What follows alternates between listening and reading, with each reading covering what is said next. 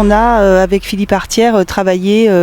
il y a plus de 10 ans maintenant sur les archives d'un hôpital psychiatrique dans la campagne normande derrière Cherbourg. Et au détour de nos déambulations, on est tombé sur un carton à dessin dans lequel se trouvaient une cinquantaine de dessins réalisés principalement au crayon et à la règle et qui étaient signés René L. On a été un peu intrigué par les objets préoccupant le patient, qui étaient principalement des objets d'habitat collectif ou individuel, des stades, des exaltations du corps dans son côté sain et sportif, et puis aussi des bateaux. Quand on a pu accéder à son dossier médical, on s'est aperçu que cette personne avait été rapatriée d'Algérie en 1963, un an après l'indépendance. Et donc ça nous a intrigués parce qu'on s'est dit, mais voilà, en fait, il y a eu des oubliés à ce moment-là, et on a du coup essayé de retrouver sa généalogie, et on a ainsi trouvé qu'il avait fait partie sa famille était alsacienne. Et à l'issue de la guerre de 1870, en fait, avait peuplé l'Algérie pour pouvoir rester française.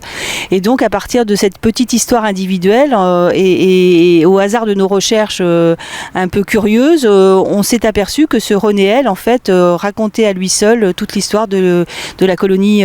française et particulièrement de l'Algérie. Et donc, à partir de là, on a imaginé possible une exposition qui rendait compte de ces histoires, puisque le titre de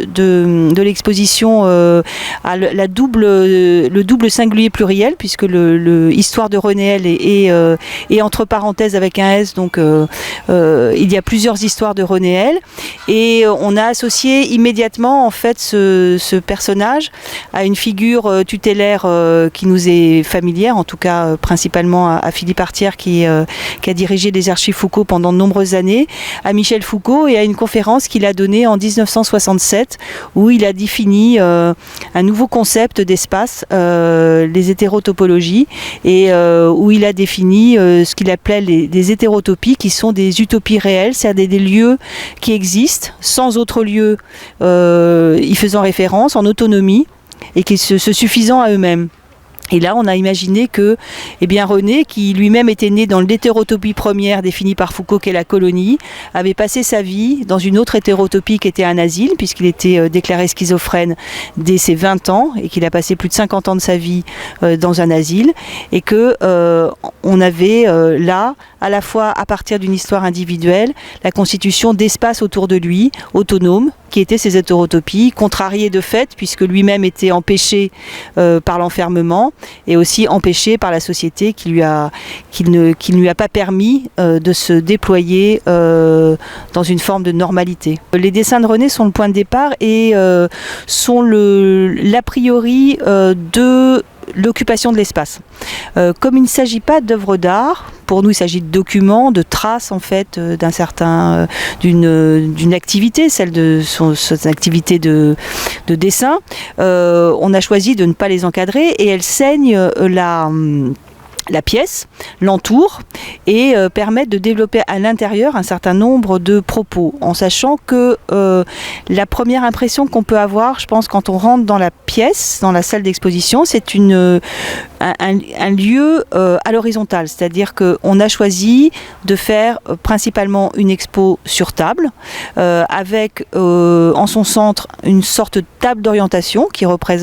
qu'on a intitulée René L, qui est la table de René, et à partir de la table de René, on a développé un certain nombre d'espaces qui peuvent émaner de cette table. Nous, quand on a imaginé l'exposition, quand on l'a dessinée brièvement pour la montrer au scénographe, en fait, on avait imaginé un très grand cercle sur lequel on a isolé un plus petit cercle, et puis des morceaux de ce grand cercle qui se sont échappés en fait du cœur pour former des îlots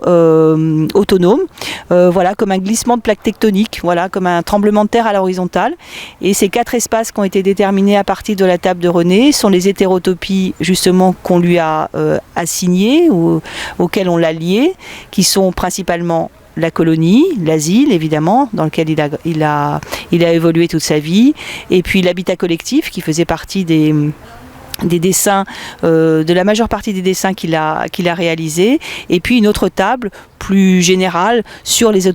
hétérotopies, où se mêlent à la fois les Jeux Olympiques, les expositions coloniales, en particulier l'exposition coloniale de Marseille en 1906, et bien sûr les bateaux, qui sont, comme le décrit Foucault, l'hétérotopie ultime et principale.